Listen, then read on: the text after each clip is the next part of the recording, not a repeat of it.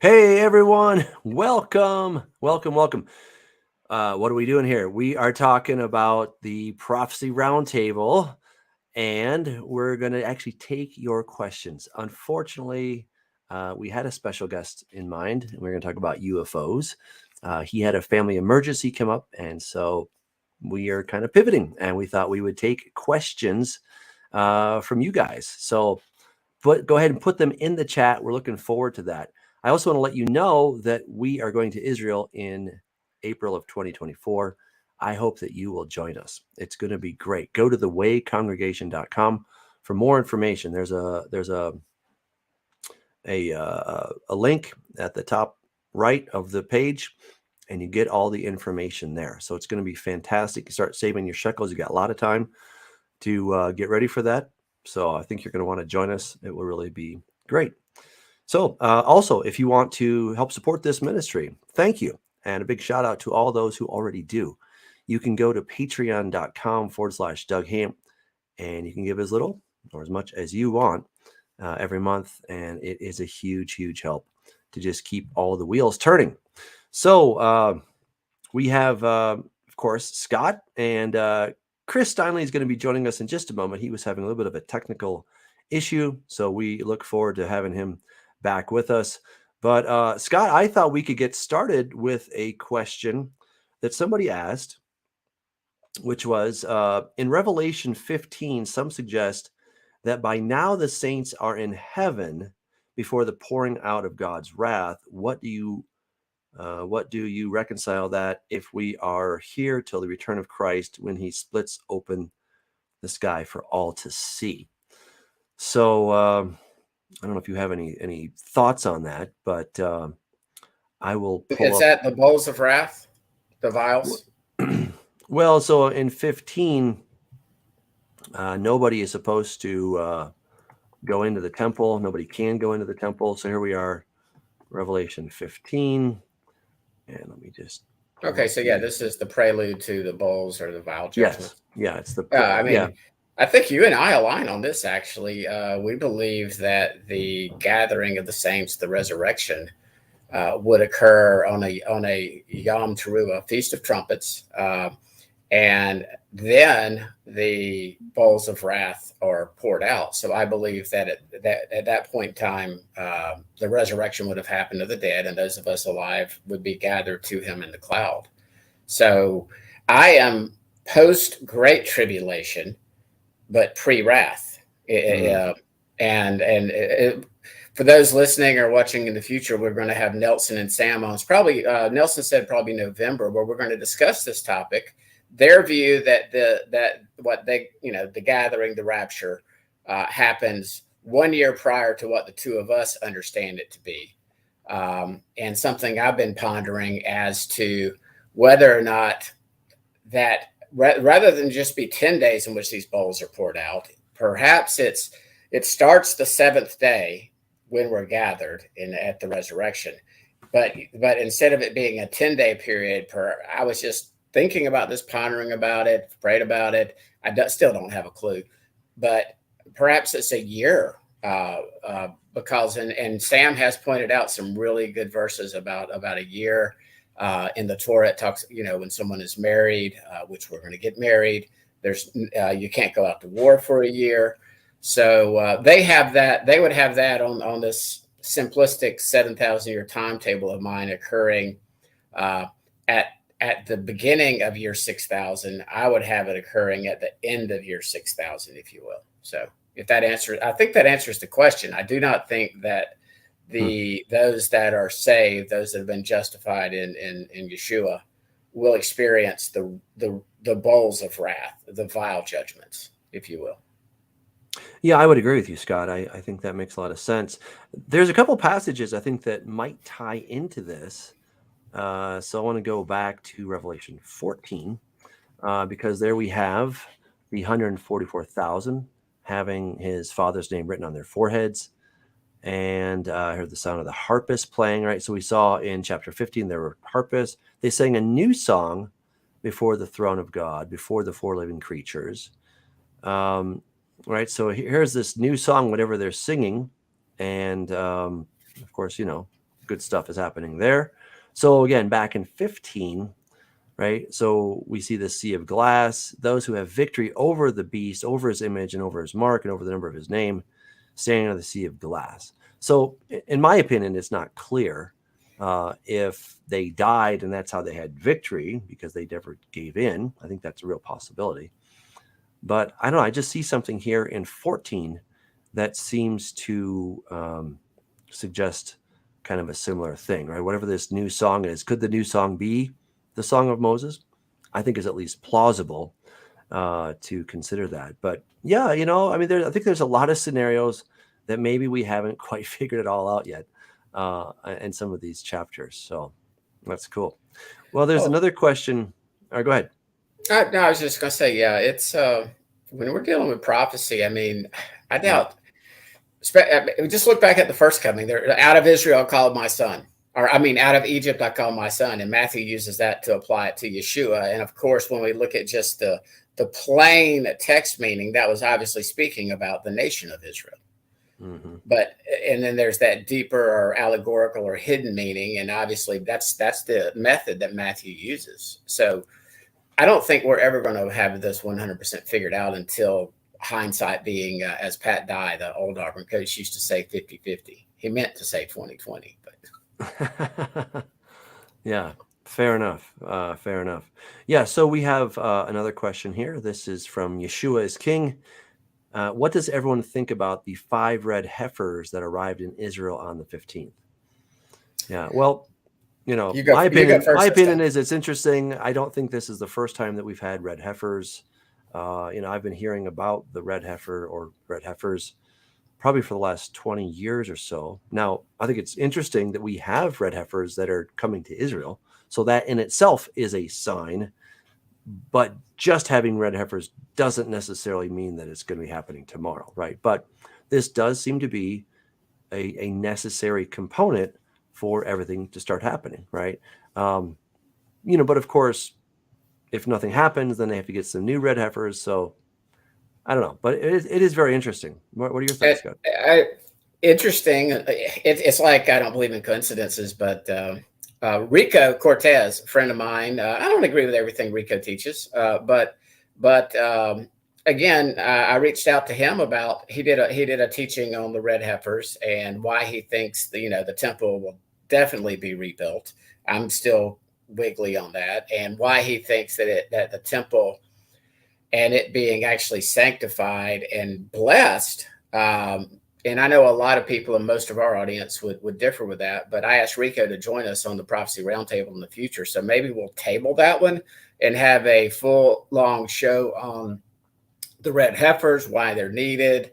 And that's been Rico's lifelong, I guess, if you will, study his that's his shtick. So we're going to have a temple talk in the future. And I think, I think he'll bring a lot to the table, and we may not agree, but it will be an interesting conversation. So, yeah, it should be interesting. No question about that. As if we don't have enough issues to get in trouble about. Yeah, right. So, Mark Svoboda has an interesting comment. He thinks that the vials could be poured out on the day of vengeance in 1 hour. There may be something to that. Could be. But again, we're going to have to all wait and find out, right? That's so I think some questions are a lot easier. Even in the prophecy, we have a lot more to go on. And some I'm like, yeah, I don't know. It's just again, on that one, I wouldn't sit there and cast a huge stone at Mark. And I've reached out to him about his theory on Jubilees as well, Doug, and he's agreed to join us on his kind of unique view and understanding the Jubilee year and everything in the future. So that would be, he's well studied. I've chatted with him on Facebook and everything. And he joins us every week. And unlike JJ, he's agreed to come on and talk with us about his understanding of the Jubilee year. So, but on that issue, I would say that day, that starts the 7th day. In other words, that day, that the beginning of that day, whether it's 1 hour, 10 days, a longer period of time, it's going to be wrath and judgment for those that have taken the mark And then I believe there's also going to be those that were not gathered, were not chosen, if you will, those who have not repented, placed their faith in Yeshua, who will have a chance to repent between then and Yom Kippurim, or Day of Atonement. So, yeah, very cool. This is a comment from ChemSky. Suggests that the New Testament is based on Greek mythology. Let me be very gracious and say that at best is an extremely ignorant statement. Yeah, I don't think that this gentleman, yeah. I don't think this gentleman really understands Genesis through Malachi, if he actually believes that. Even Orthodox Jews, a guy that I've been on a Facebook debate with, Doug, a real nice guy, Orthodox Jew. And we go back and forth at it. But he's actually written a book on the New Testament and understands it's 100%, Jewish, if you will, or Hebraic thought. And it's by no means, now he rejects Yeshua as Messiah, but a lot of Orthodox Jews that do not believe in Yeshua as the Messiah don't question its theology. They if you go back and look at what are they called, there were Aramaic interpretations and how Judaism viewed the Messiah, 1,800 years ago, is completely different than what has happened in Orthodox Judaism and how they view the Messiah, as far as and Yah being able to appear in the flesh or be able to manifest. Judaism has changed. It doesn't have as many sects and denominations as does Christianity, but it's got quite a few. Hasidics aren't the same as Orthodox. Orthodox aren't the same as ultra-Orthodox. So we can't lump them all in any more than we can Hebrew roots or Protestants or Catholics. I mean, there's all different flavors. So very good. Nana of Montana says, do you think Ishtar has input on the gender confusion in these times? As I read recently, Ishtar claimed to be neither male nor female, but both, that there were hymns regarding it. Yeah, so Nana, I talk about that a lot in Corrupting Image Volume 2. If you want to check that out, I've got lots and lots of info on that. That is this book right here, in case you're wondering. So you can get that on my website, douglashamp.com, or you can go to Amazon and get it there as well. But the whole thing about the gender confusion, I would say almost 90% of the time, Ishtar was a female. Okay. But she was kind of this metrosexual, she could kind of do whatever she wanted. She was, always in great shape, never a mother, right? So she had no motherly qualities about her. But one of her supposed powers was that she could transform a man into a woman and a woman into a man.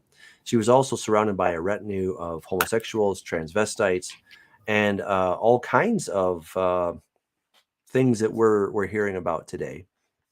So I definitely do believe that this, the transgender, homosexual stuff, the LGBTQ and all that stuff, I think that is very much inspired by her, or by whatever demon this is that's kind of behind that. But that spirit of Ishtar is definitely making a comeback. And, that is the woman that rides the beast. All right. That is the bottom line. That's the woman that rides the beast. And when you start looking at the iconography, it's just all over the place of showing that, we're talking about her. Okay. So, yeah, I think you're right on. So very good. Scott, we have another question. This is from Linux Bytes. There, it's going away. Okay, there we go. Will the Antichrist be revealed when he makes a covenant with Israel and not midway through the tribulation? We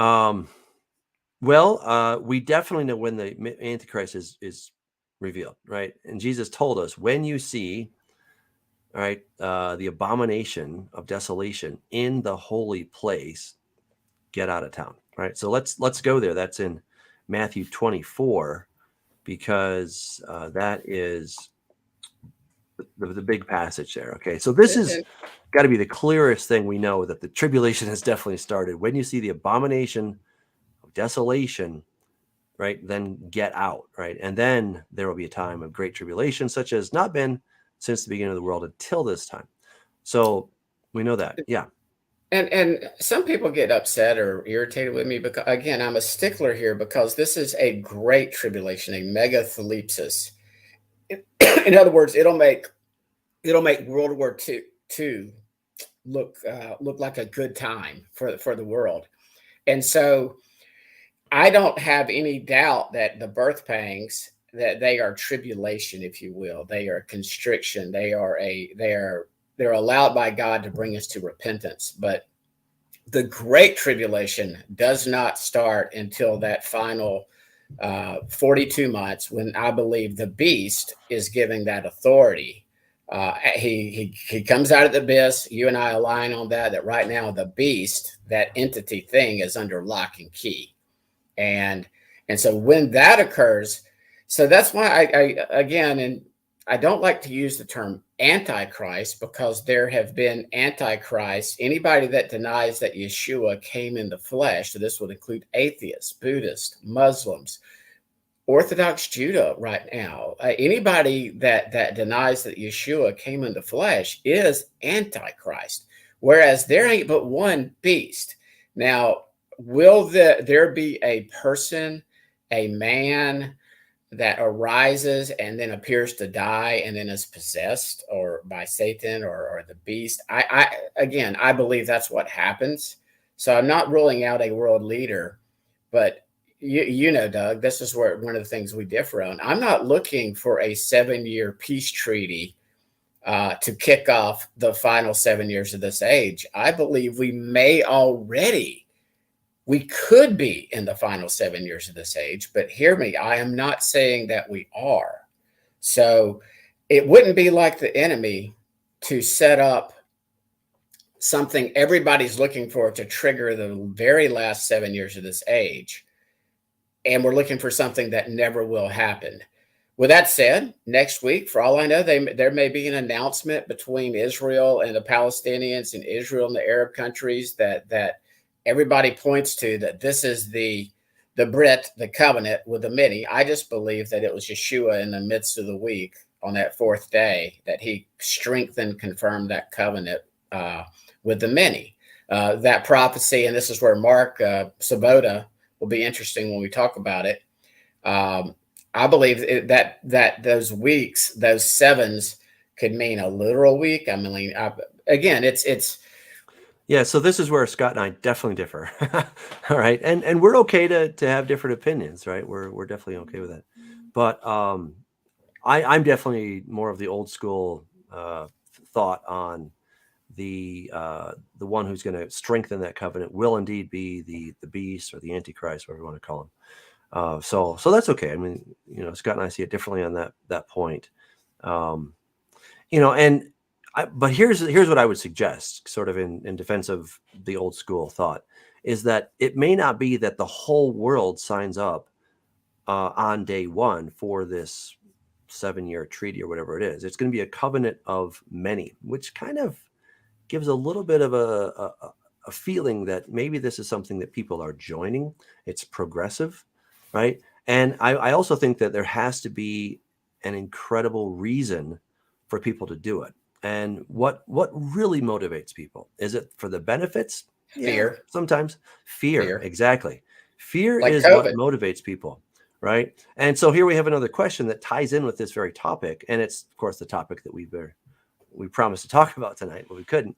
But what is the purpose of the UFOs in the end times? Are there demons driving some kind of ships? All right. So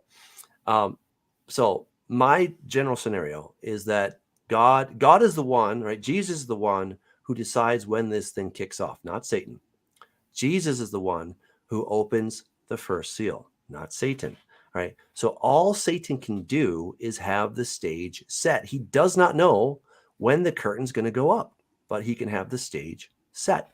And I would suggest that the UFOs are part of having the stage set. This is what I talk about in Corrupting Image Volume 3, if you guys are interested, that God's finally going to say, you know what, enough is enough. the sin of Babel has come up to my face and I just can't take it anymore. And when we see that phrase in scripture, that sin has come up to his face, that means that God's like, okay, it's now time. I'm going to act. Yeah. The It's grace period is over. Grace period's over. He did that, of course, with the flood. Then he did that with Sodom and Gomorrah. He did that with Nineveh. So, and then he says it in Revelation chapter 18 regarding the sin of Babel, which I think we're in that Babel system, not just a city, but a whole system. So when God's like, you know what, I can't take it anymore, that's it, he is going to open up the first seal, and he is going to send the two witnesses. Now, when these two witnesses come to planet Earth, they have all kinds of superpowers, right? They can stop it from raining just because they said so. They can strike the earth with plagues as often as they feel like it. They can turn water to blood. And in my humble opinion, what we're seeing quite a bit in the trumpets, not entirely, but a lot of it, are the effects of what the two witnesses are going to do, right? We know that there's going to be a third of the trees burned up. Well, what might cause the trees to burn up? Well, when there's no water for quite a while, okay. It says that a third of the waters are going to turn to blood. That's exactly what the two witnesses are going to do, turn the waters to blood. Okay, we just got to connect A to B. That's all you got to do.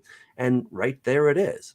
All right, and they're going to do all kinds of other stuff that we're not told in specific detail about what they might do. So the world is, in my opinion, not going to accept them as, prophets from the Most High God. They'll be like, these are aliens. These are people who serve some powerful being out there, some ancient alien. More highly evolved. Exactly. You got it, Scott. Highly evolved being. And he isn't very nice. And yes, the ancient Hebrews knew about him. But, he was a real jerk. Okay. I think it's a role reversal of the Avenger series. Yes. They've made Yah to be God, out to be Thanos, right, if you will. And to answer the person's question, I believe the UFOs are supernatural entities. And they can manifest, look at Ezekiel, the wheels and everything. I mean, I don't know exactly. We get limited information about messengers or angels in the word. So, but I believe it's part of the deception and it's the oldest lie in the book. Ultimately, you can become as gods. You can become immortal. And Connie pointed it out, and you and I do align on this, that whatever the mark of the beast is, we 100% agree. It's not of the shot thingy, but whatever it is, it somehow prevents those that take it after they get tortured by those bug hornet things that come out of the abyss to where they can't die. Why can't they die? They seek death, but they cannot find it. So I believe it all ties in, and it's part of the predictive programming that we've seen about aliens and more highly evolved individuals and the transhumanism. And as our friend John Haller likes to say, all of this is converging, aligning, and accelerating at a rapid pace, like daily, weekly, monthly. It's just like. Well, let me get the second part of Leslie's question. Are they demons driving some kind of ships? Well, not really, in my opinion. And don't just take my opinion. This is Jeremy Corbell. So he's a ufologist, right? He went on to explain how Navy personnel reacted to a UFO that had been hovering just above the water, and then it descended into the ocean, right? So he says, you hear them say splash, splash, but it doesn't mean it splashed. It means that they believed it went into the water. And then the narrator in this documentary says, it sounds crazy, but could it be an object that traverses the skies and ocean with ease? Then Corbell, he goes on to explain how this thing is trans-dimensional. He says, this is a trans-medium vehicle, a vehicle that can penetrate that space between air and sea, no plumes, no heat, no exhaust. The thing is self-propelled with intelligence. And the narrator goes on to say the military has confirmed these photos and are authentically UFOs. And then Corbell says that they were lit up like Christmas trees swarming all around the ship. That means that they are self self-luminous. Okay, self-luminous. That is really interesting. All right, so what that says to me is that these are not ships, but they are entities that can take on any shape they want to, right? They are shape shifters, just as Satan can transform into an angel of light, right? He can transform into a lot of stuff. And I think UFO must be on the roster of what he can transform into, and they are self-luminous. All right, so that's quite interesting. I don't believe, and you don't either, Doug, about little green men or aliens flying ships around. So Robin Griffith has said there's no such thing as UFOs. The term, the way the secular world views it, I would agree with her. But there are these entities, these things, these beings, if you will, who appear to be able to be mobile and produce light that secular humans cannot explain. And so they think they came from another galaxy or another universe. Well, sometimes some of them do the multiverse theory now, so because they can't explain how God created. They can't explain where the universe came from. But so in that respect, I think both of us agree that they're not UFOs like ships that they're flying around in. It's the actual entity, the being, if you will. So, yeah, I'm definitely with you. Just looking at some more questions here. Okay, so this is from Nancy. A lot of people are saying something big is going to happen on September 24th this year. What do you think about this? I would keep on marching, keep on living. I wouldn't miss a beat, quite frankly. Just watch. You got 2 more days, and then you can wait and see. Oh. But I don't think anything's going to happen, frankly. I don't know, because the next time a guy gives me a dream or a vision, which I actually pray he doesn't. I mean, in a way, because then everybody will think I'm crazy. But I am always watchful this time of year for the past 5 years. I just watch to see what might happen around God's appointed times, and we're coming up on an appointed time. It's actually not Saturday.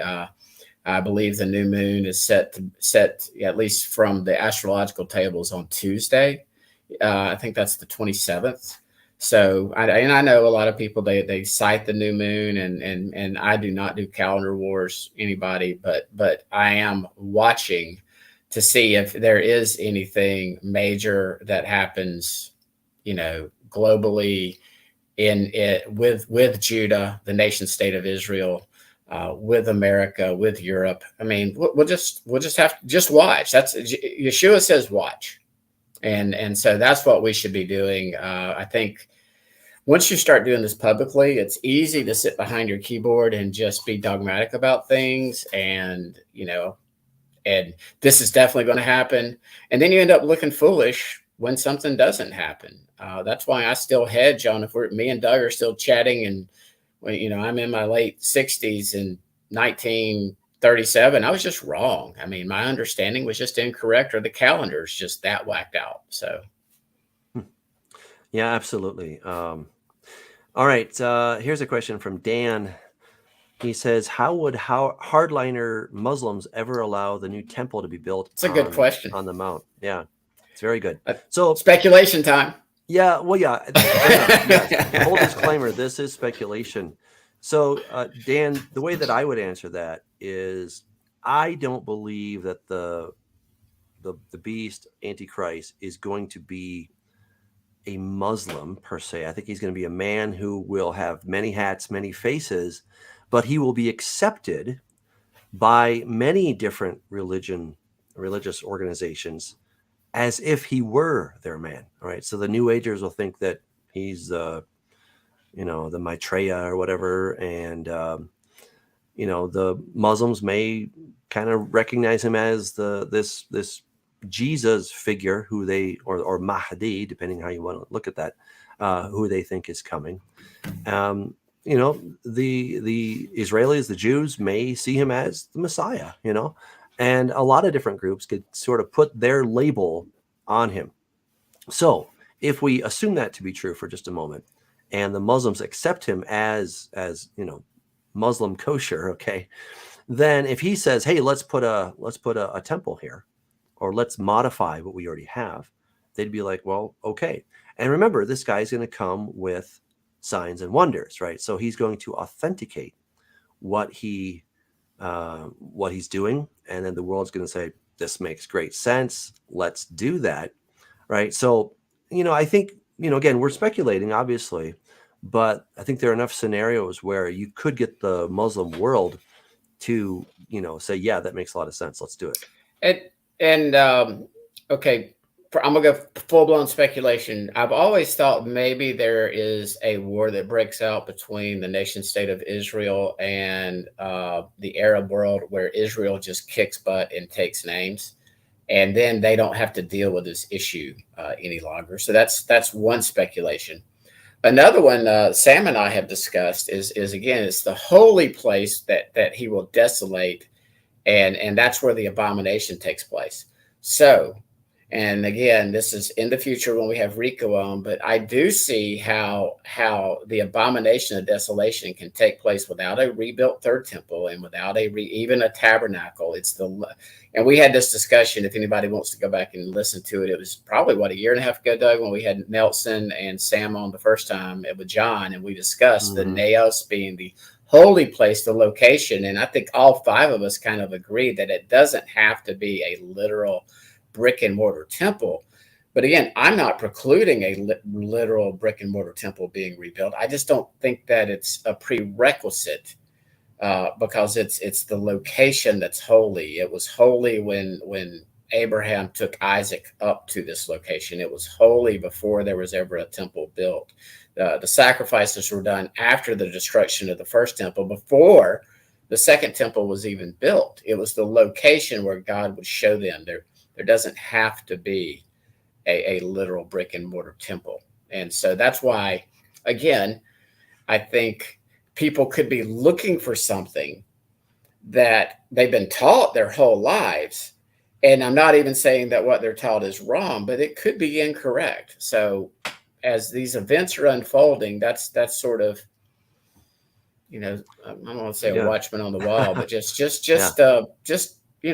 think about, rather than being dogmatic about stuff, let's be flexible as events unfold or don't unfold. So. Right.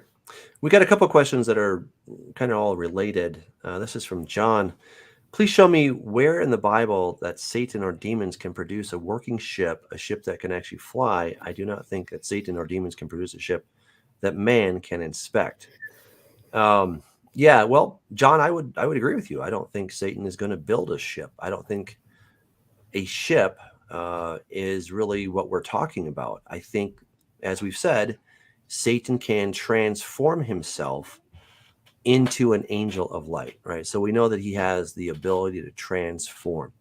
And because he can do that, then there presumably is some way that he is able to take on this shape. Now, if we start looking at some of the other things, I want to take us over to Ezekiel chapter 1.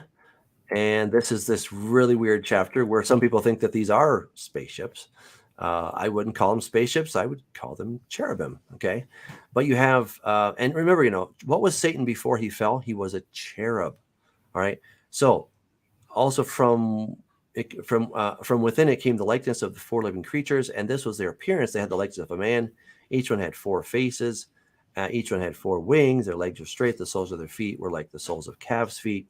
They sparkled like the color of burnished bronze. That kind of sounds like those Christmas trees that the Navy was seeing there. All right. So, they have these, of course, different strange looks, right? And as for the likeness of the creatures, their appearance was like burning coals of fire, like the appearance of torches going back and forth among the living creatures. The fire was bright, and out of the fire went lightning. All right. Again, this sounds like these moving lights on a Christmas tree that we just read about. The appearance. Now as I looked at the living creatures. Behold, a wheel was on the earth beside each living creature with its four faces. The appearance of the wheels and their workings was like the color of beryl, and all four had the same likeness. The appearance of their workings was, as it were, a wheel in the middle of a wheel, right? And so then they have rims and they got eyes on these rims. These are very strange looking creatures, right? These are cherubim. And when we go to Ezekiel 28, what do we find there? We find the anointed cherub, right? You were the seal of perfection. You were in the Garden of Eden. You were the anointed cherub who covers. All right. So that is Satan. Satan, he was that before he fell.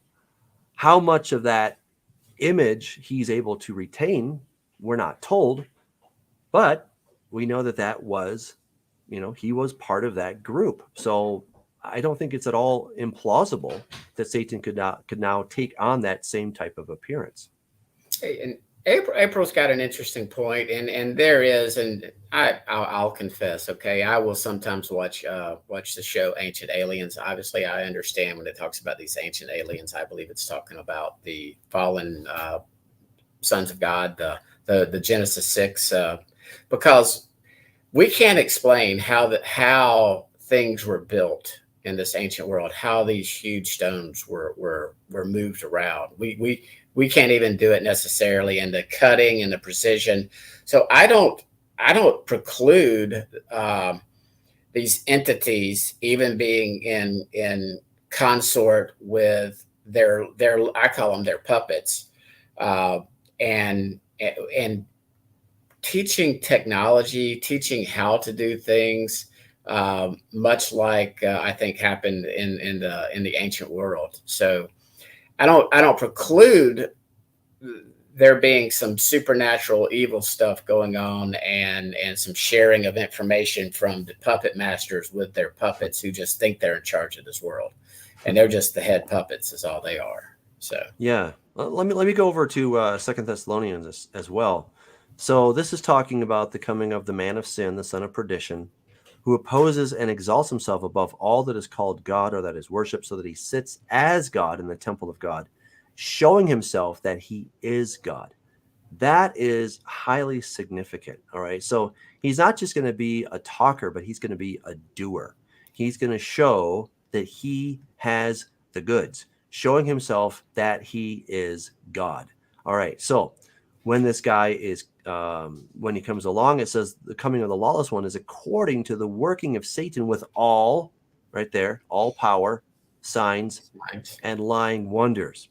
Right. So it's going to be quite the show, right? Make no doubt about that. It's going to be quite the show when he comes on the scene, and he's going to have the goods. Like, that's what we have to keep in mind, is he's not just talking, but he's showing and doing.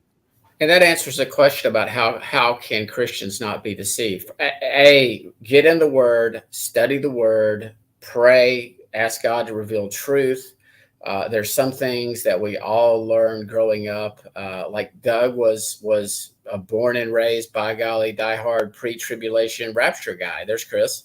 I have, again, I'm not correct on everything that I believe right now, but on this issue, I would encourage those, when the rapture does not happen before a 7-year tribulation period, I really do hope that those that have placed their faith in a rapture prior to the Great Tribulation, when they see this, they will abandon it immediately. They won't be. That's my prayer, is they won't be deceived. They won't still be looking, well, this can't be it because I'm still here.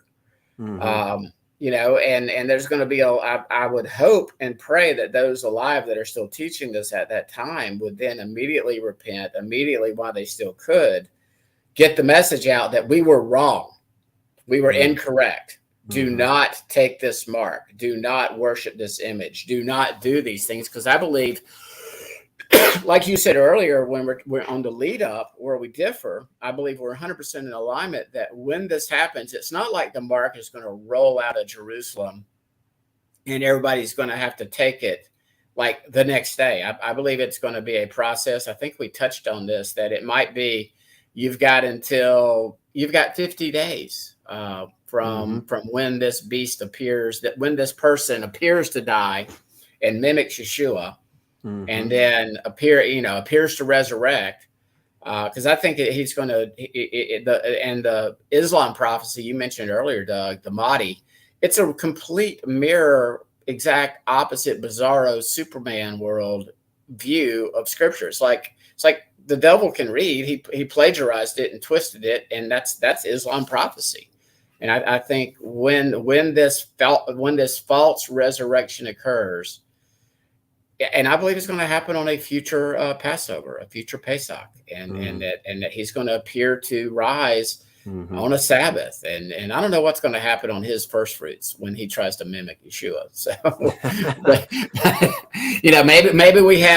maybe it's not full blown. You can't buy or sell for 50 days. Maybe it's for a 7-month period. I don't know. That's where Scripture doesn't tell us how quickly the system will be implemented.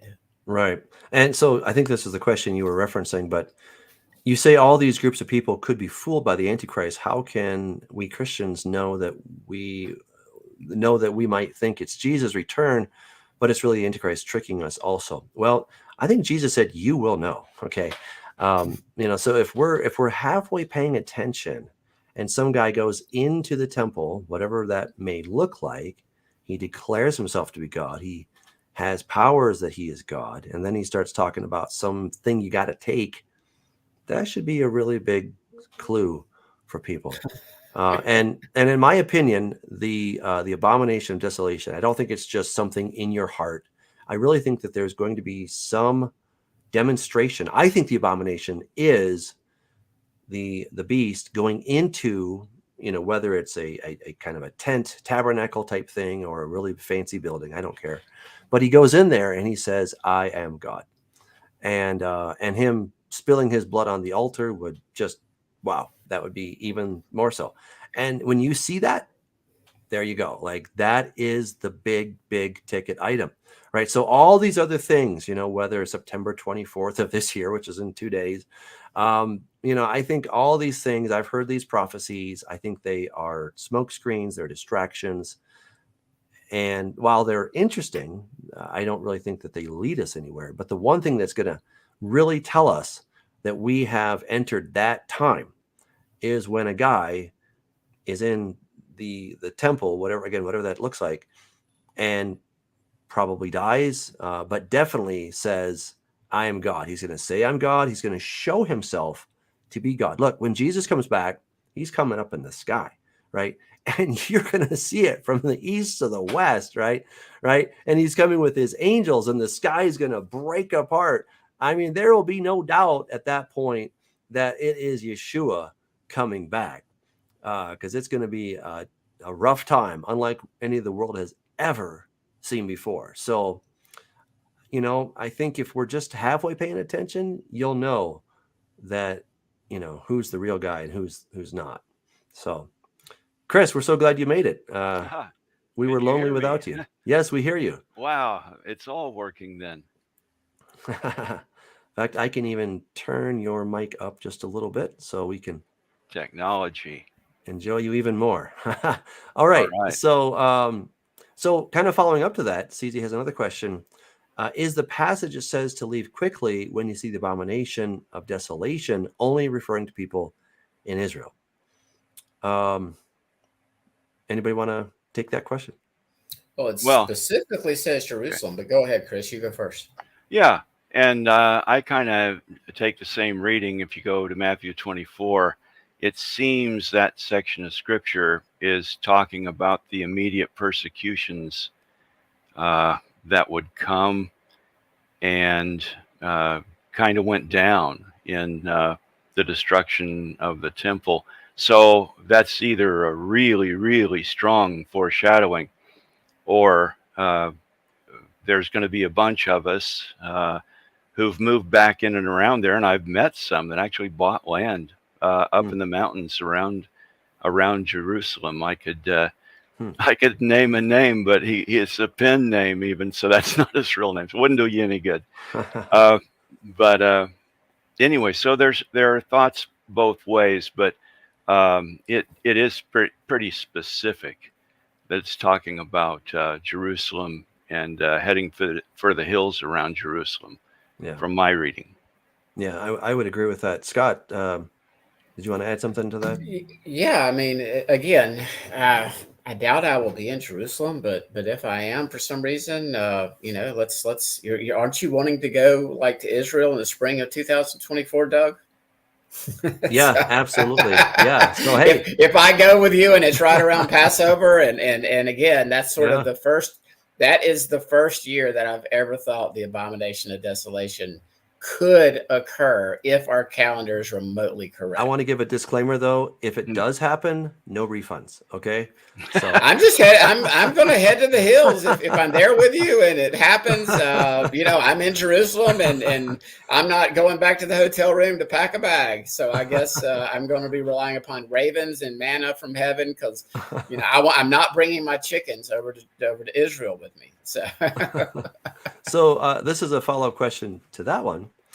This is from Dan. Why do so many people believe Petra will be the safe zone for those fleeing Israel? The way I have read, that seems more veiled, new or yet undiscovered place made for this fleeing group. That's a great point. I mean, Petra might be way too obvious. I believe it's the Comments? wilderness. Well, I at believe the you. time, yeah, at the time, they just had an amazing irrigation system. I've been there, but I've seen documentaries that showed all of their water gathering systems and the amount of acres that were green around there that fed, a very large community. And so back in the time that this was written, it's like a lot of things in North Africa and the Middle East, the geology, at least the weather has changed and things don't look like they did at the time. So I don't think it would have been any problem at the time that it was written for people to picture. That's going to be a really good getaway. It's a stronghold, and they got all that food, and and then Basra, is another thing that somehow there's action going on down there in that area at the time of the gathering for the battle around Jerusalem. So that's another strong hint, I think, that it really might be talking about Petra. Are Petra and Basra both in ancient Ammon and Moab? They're definitely close, but the last time I looked at it, they're maybe 30 to 40 kilometers away from each other. And the reason Yeah, I a ask, I little mean, bit north. that's Yeah. part of where Yeah. Israel wandered in the wilderness Yeah. was through that territory, and I don't think it's coincidence that this that in Daniel it talks about this thing having dominion over everything and everywhere except ancient Ammon and Moab, and then you've got Revelation 12 where it talks about the woman who I think we all agree the woman is Israel.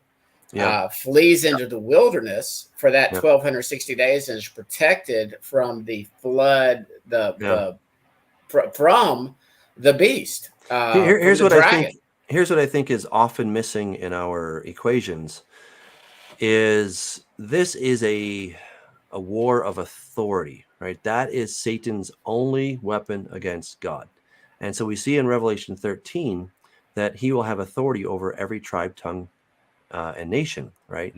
And in my opinion, he cannot go into Jerusalem until he's given that authority by those scornful men who rule this people who are in Jerusalem. That's Isaiah 28, who say we've made a covenant with death and with Sheol, right? So until they make that, I don't think he can actually go in. He has no legal standing in that place.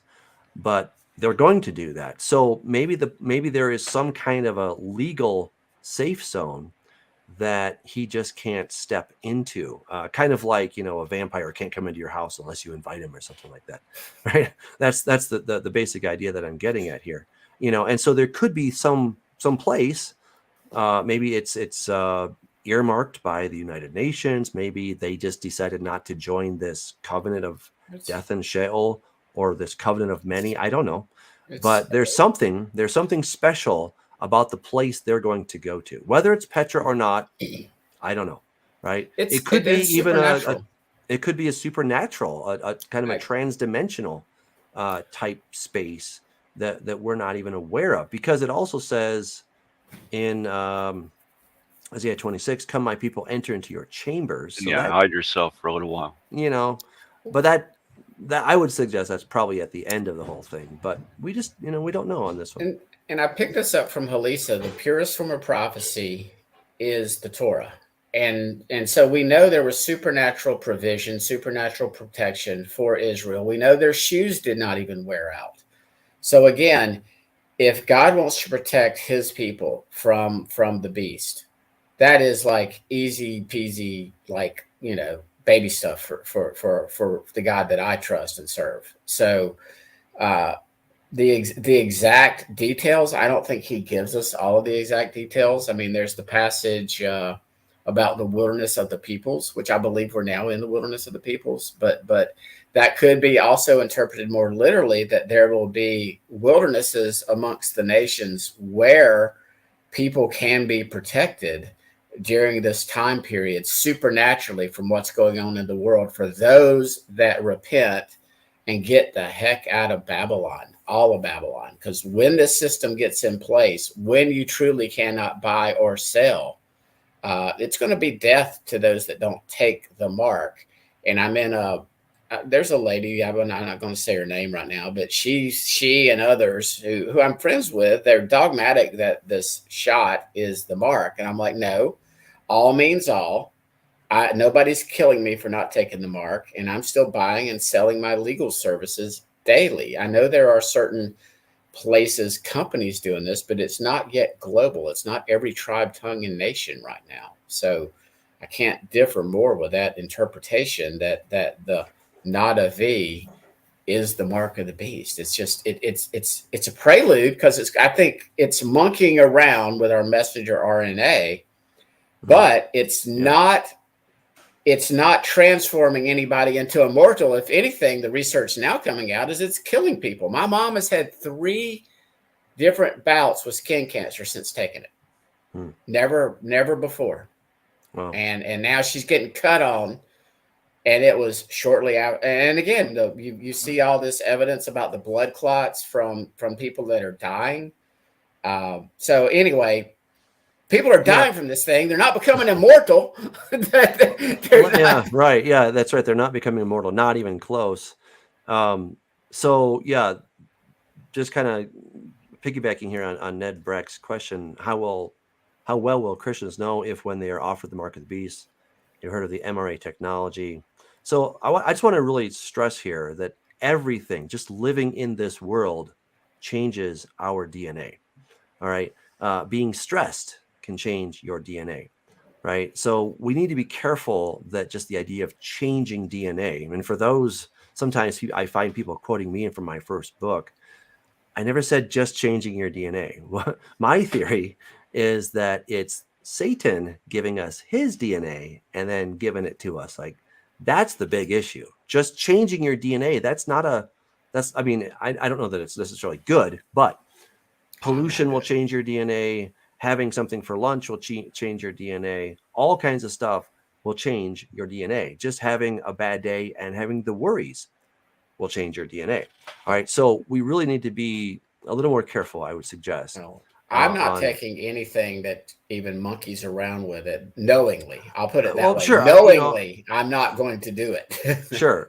Fair enough. If I could interject there. Yes.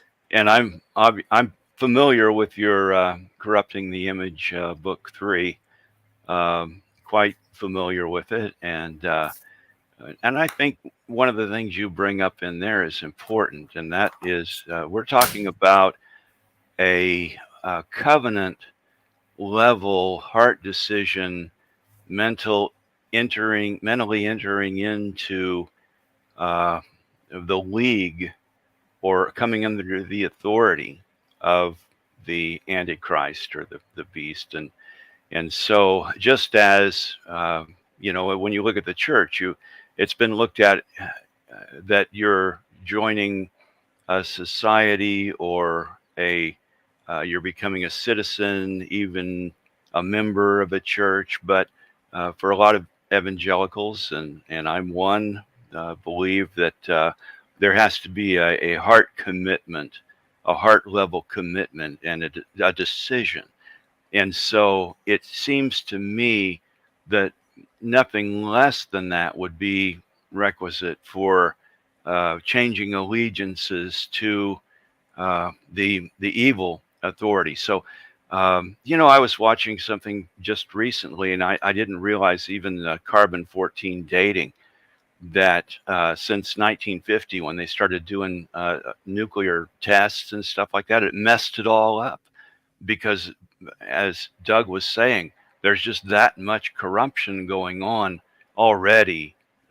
It's being increased, so our bodies are being corrupted all the time. I'm a no-vaxxer too, so I'm not trying to advocate that. But anyway, I think this is important. This heart level acknowledgement and submission to that, I think, is part of taking the mark. So I think it will be, everyone will know fully well what they're doing, what they're getting into, and the trade-off that they're making for whatever they're getting for it. Right. Here's another question. This is from Connie, and this is one that's kind of dear to my heart because I talk about this a lot in Corrupting Image 3. We are made in the image of God. Any chance the image of the beast that we're told to worship is an image of ourselves, modified like the beast, so we are attractive and can't die? Connie, I would say yes, yes, and yes. 100%. That's exactly what I am espousing in Corrupting Image 3. So what I suggest is that the image is kind of like the Borg in Star Trek.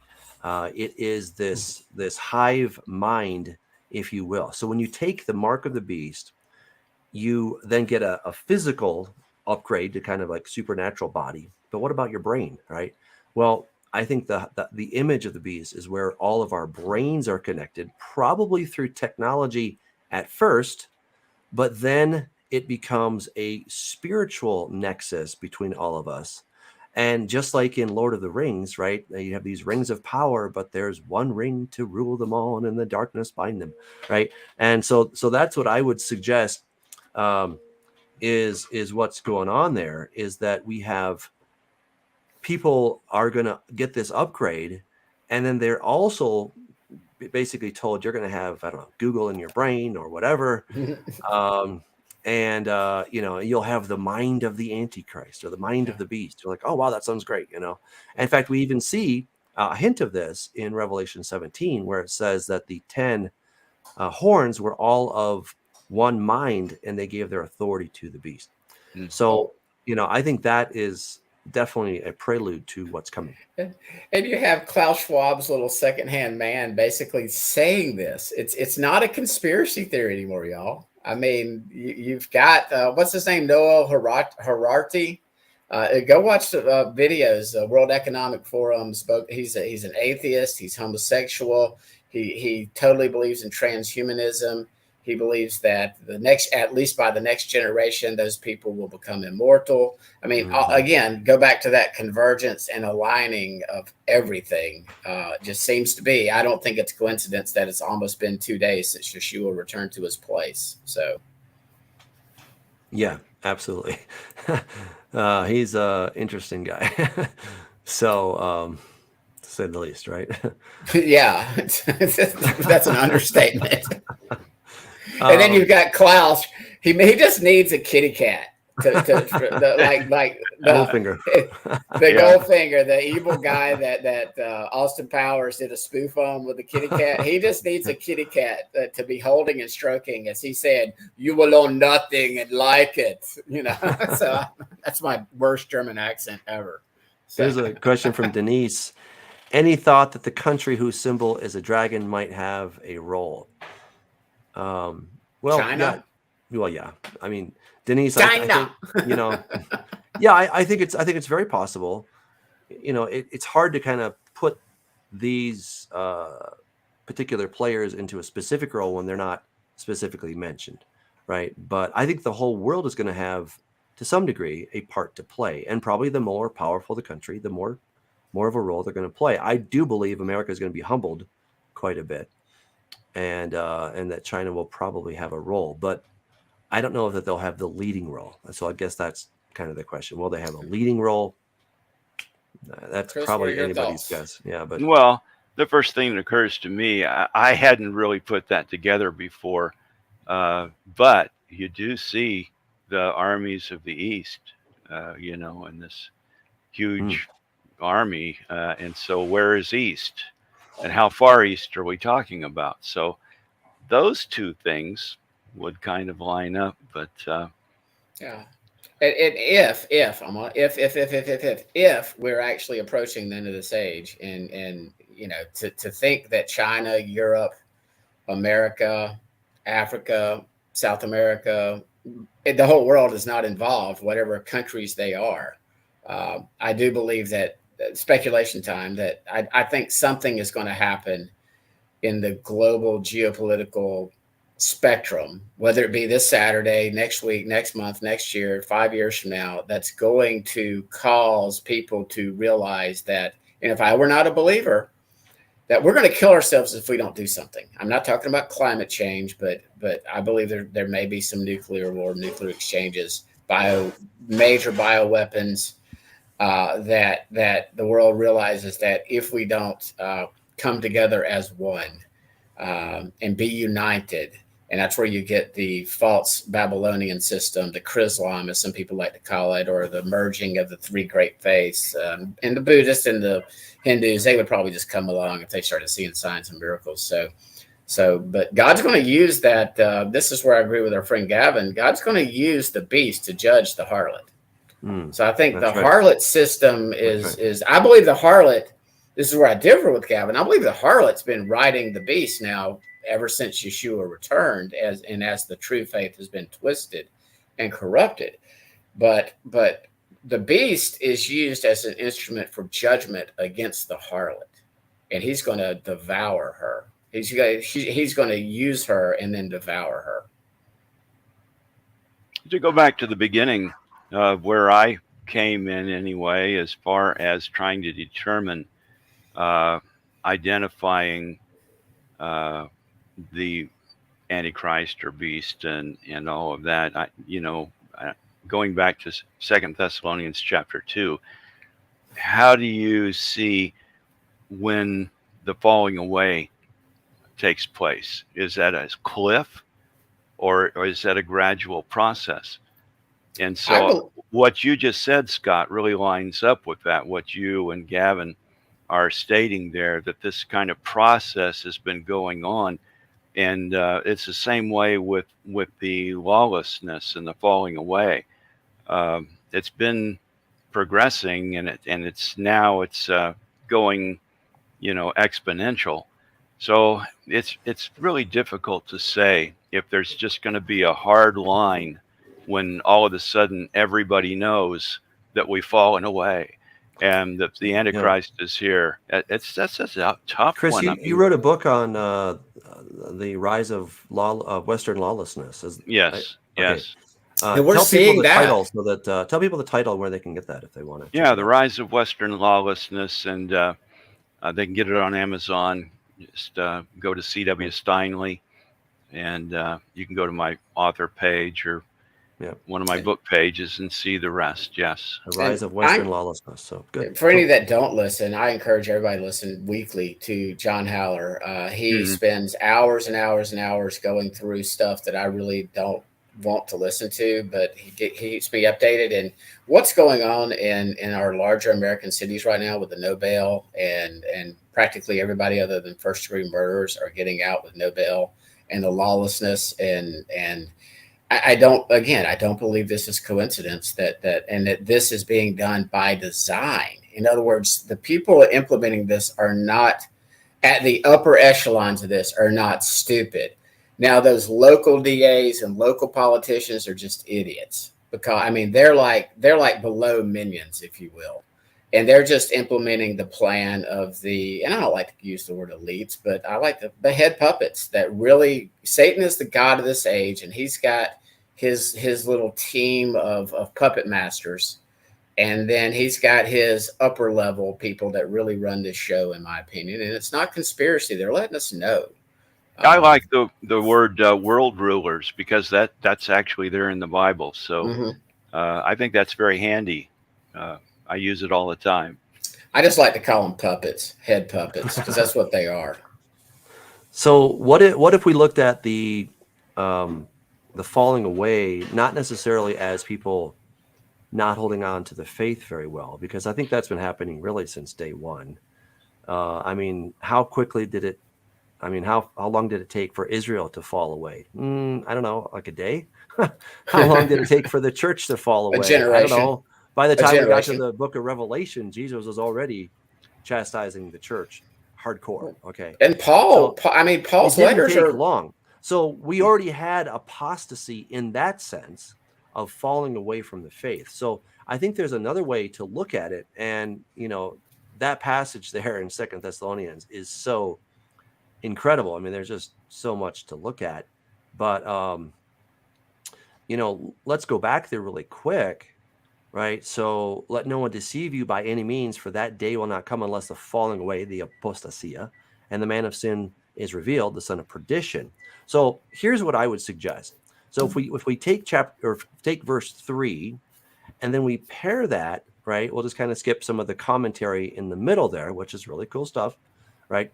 But let me go back to verse 6 and 7. And what is restraining, that he may be revealed in his own time. The mystery of lawlessness is already at work. Only he who now restrains will do so until he's taken out of the way. And then the lawless one will be revealed, right? So there's something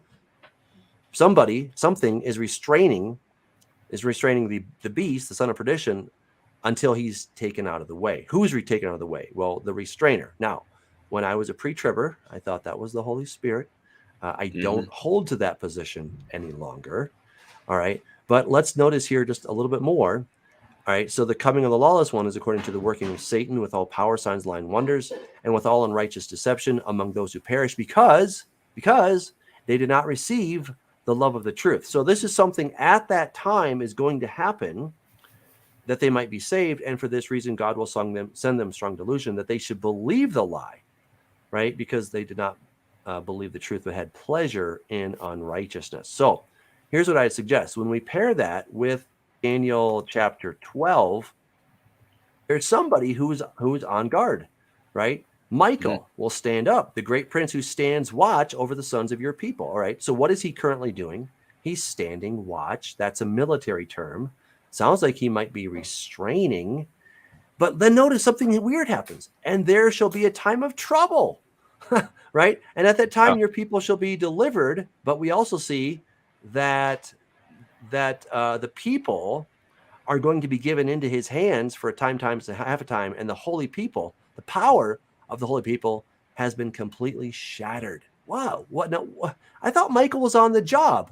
Is he on the job or isn't he on the job? Well, I think he is on the job for now, but then he won't be on the job when he's taken out of the way.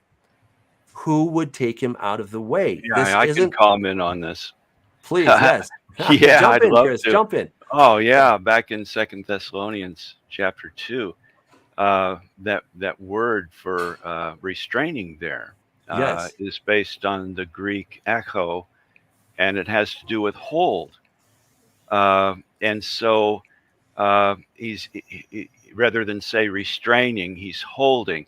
And that is a wrestling term. And you see this all over the place. And you can go back to Daniel and in other places in Scripture where it's describing the angels as wrestling one another. And Jacob wrestled with the angel. And so all this, the kind of metaphorical picture of the spiritual warfare, the angelic warfare is this wrestling. And so a hold is a terminology in wrestling. There are all kinds of holds in wrestling. So those really fit together so that someone, is more familiar with wrestling, and certainly we're back in a more physical time, anybody would get that the angels are holding.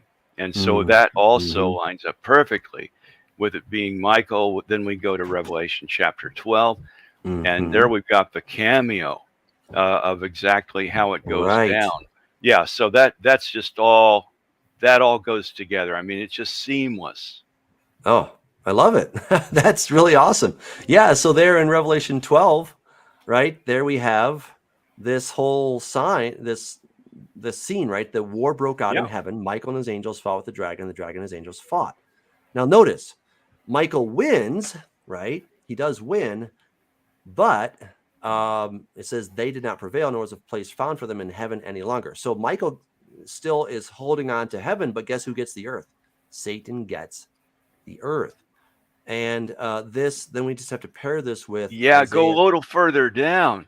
Yeah, And yeah, and it says this is a blessing, for what's happening in heaven, but whoa, right, there's the trouble. Whoa. right. Now salvation, strength, and the kingdom of God and power of Christ have come. For the accuser of our brethren who accuse them before our God day and night has been cast down.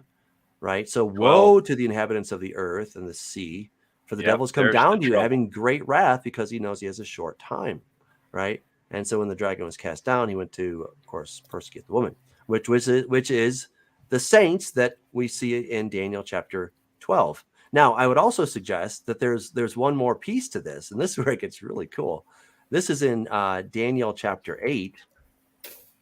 All right. So in Daniel chapter 8, you have this little horn who becomes really strong, and it says, and it grew up. So this little horn, I think, is of course the beast. It grew up to the host of heaven. That's angels, whether they're good or bad. And it cast down some of the hosts and some of the stars to the ground and trampled them. And he even exalted himself as high as the prince of the host. Well, the prince of the host, who is the prince of the host?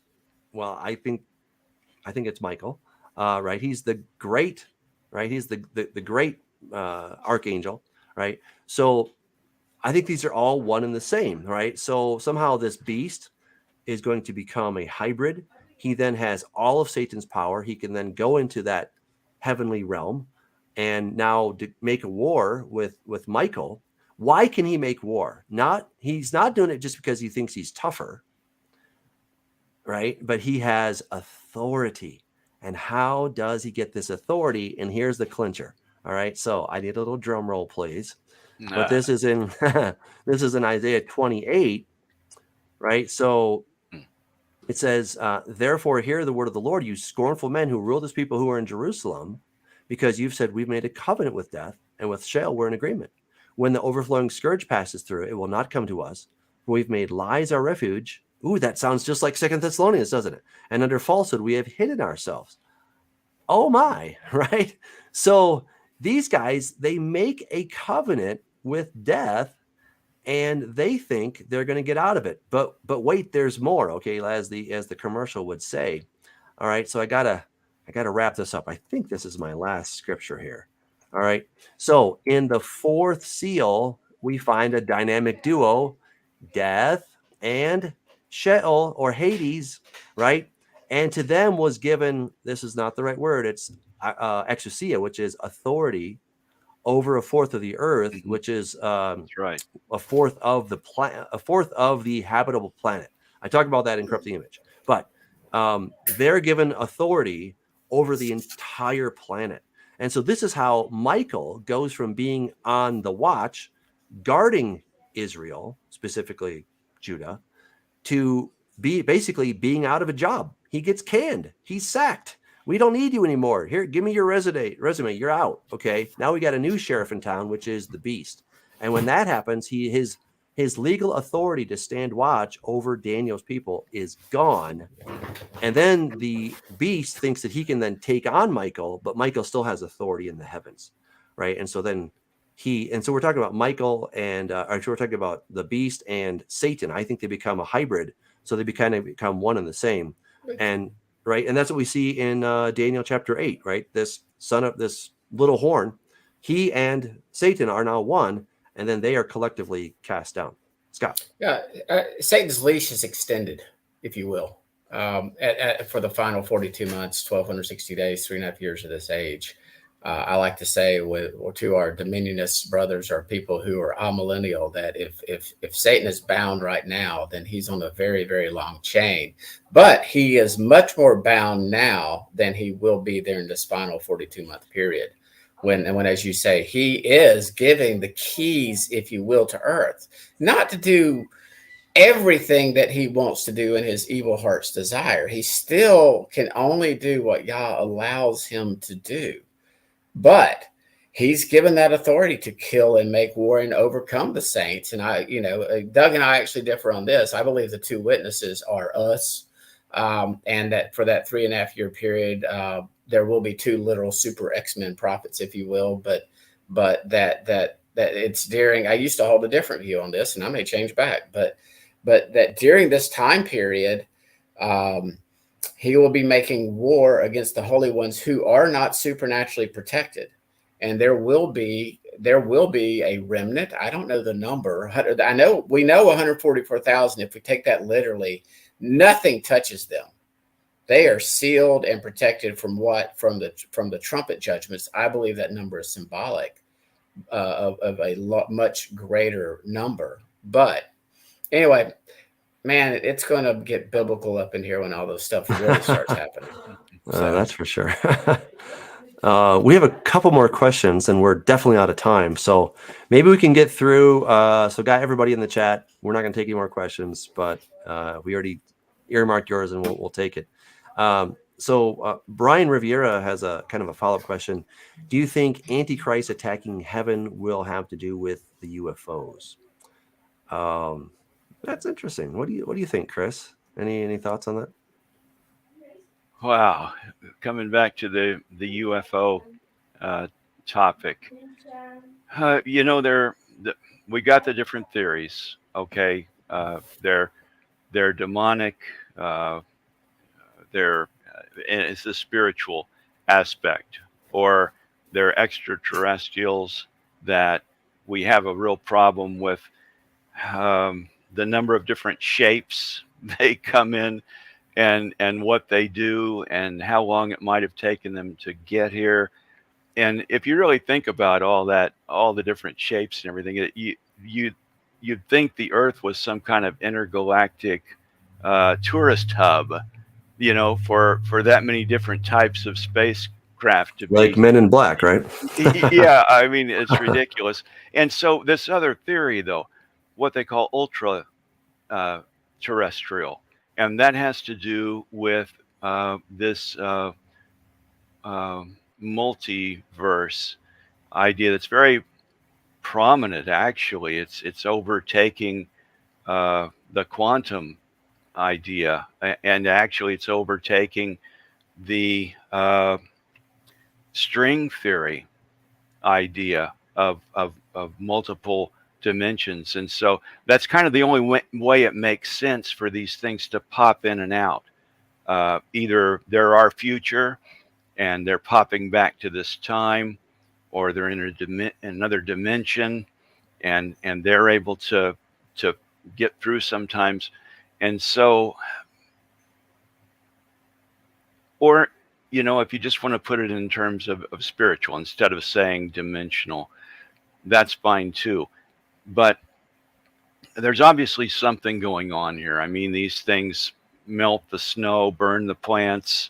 There's just too much evidence that something real is happening there. And so I don't think anything would be surprising at this point to appear. I mean, just think of the things that have appeared. The huge thing that went over Phoenix a few years ago that, people, I mean, so that's, it wouldn't surprise me for anything to happen at this point. And it wouldn't be beyond the stretch of anyone's imagination at this point either. I mean, that's why we go and watch all these movies and just go with these things happening in these plots, storylines, because we're pretty used to this. And so, yes, I think anything could happen that might appear to be a certain way as we see it. So, yeah, that's well said. That's very well said, Chris. The Phoenix Lights, I think that phenomena was called, and the governor even, triangle. Yeah. the governor even got into the whole discussion about that. And so that's what I think the framework of this discussion is going to be when all this stuff goes down, is that it's going to be, ultra dimensionals or extra dimensional, terrestrial, or whatever they are. Yeah, some kind of supernatural, out of this world type stuff. And the world is going to say, oh yeah, we have a sense of what this is. This is, the X-Men, or the Avengers kind of stuff is happening, and we've been kind of expecting this anyway, and it doesn't surprise us, because we already think that our progenitors are a bunch of aliens. So that they should finally show up. Well, okay, I mean, it's not too terribly surprising. Yeah, they were ancient gods, fine.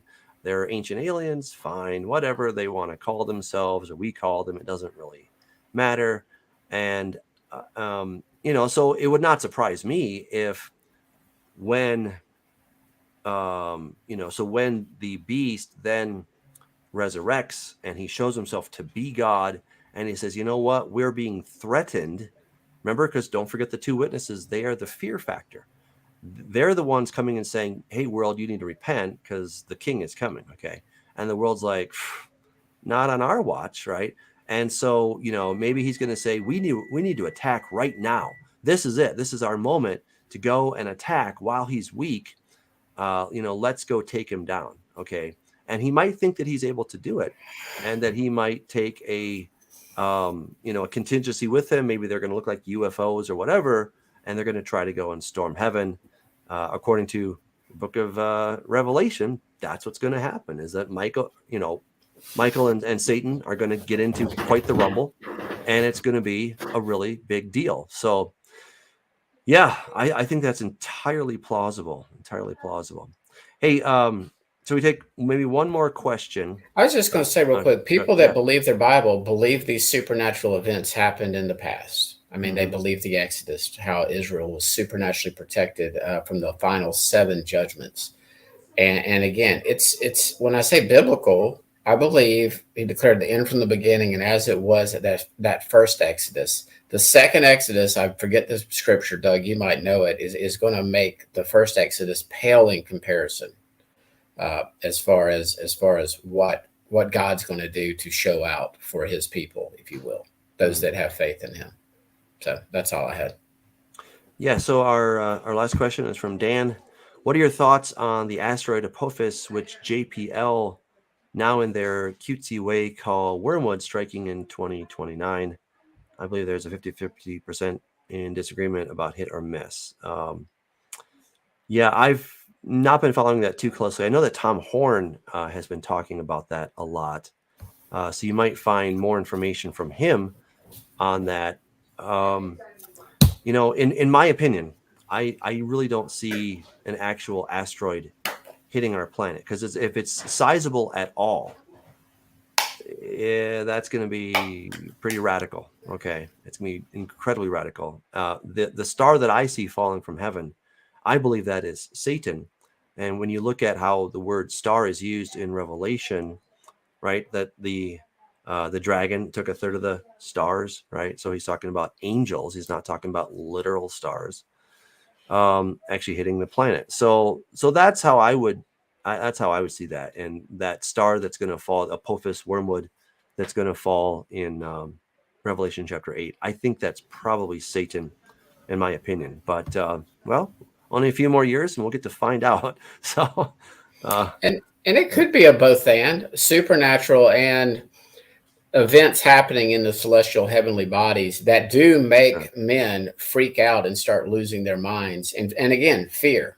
So, and I think we saw as Exhibit A exactly how the head puppets that run this world used fear these last 2 years, with a what I believe was a biological manufactured virus to essentially shut the world down for months and months and months. And and also used it to create this Hegelian dialectic in which you have individuals like myself who are diametrically opposed to it. And you got other people that believe everything that they're told by the government and by the medical authorities and by the WHO as gospel truth.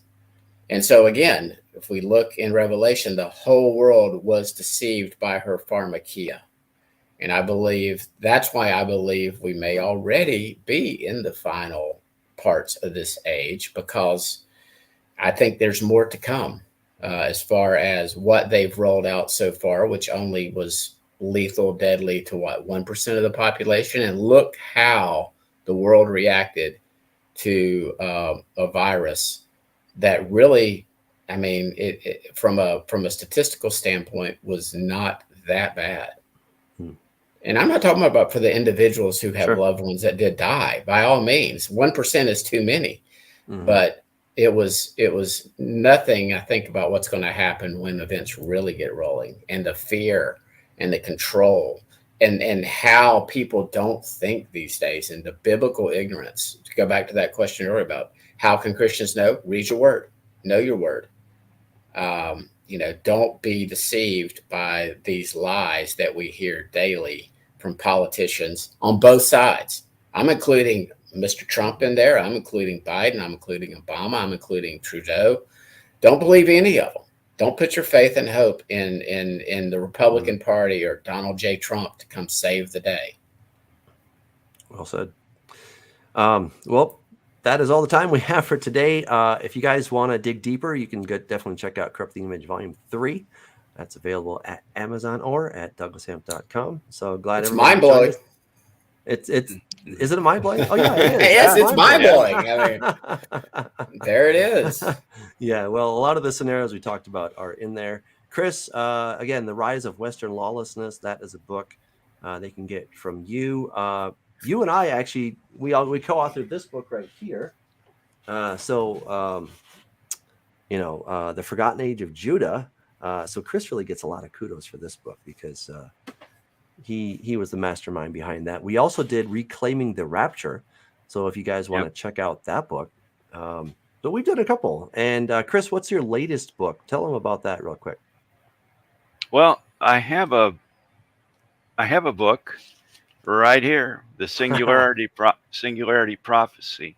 Nice. And it is a different kind of meaning of singularity in the coming convergence of heaven and earth that's talked about in Scripture, and the melding of the earth in its present form, as Paul would say, and the new heaven and new earth, and kind of what that looks like in terms of our understanding of physics and quantum physics right now. And this also has a couple chapters on UFOs.